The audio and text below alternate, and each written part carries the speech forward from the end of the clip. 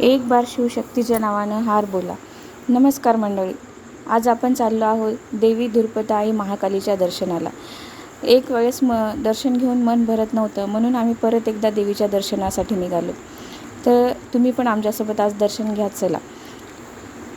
सुंदर निसर्गाच्या सानिध्यामध्ये असलेली ही देवी माता आज आपण पाहणार आहोत.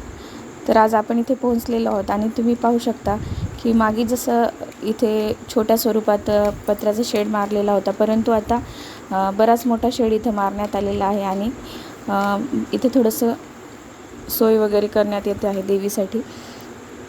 तर देवीचं दर्शन घेऊन मन अगदी प्रसन्न झालेलं आहे.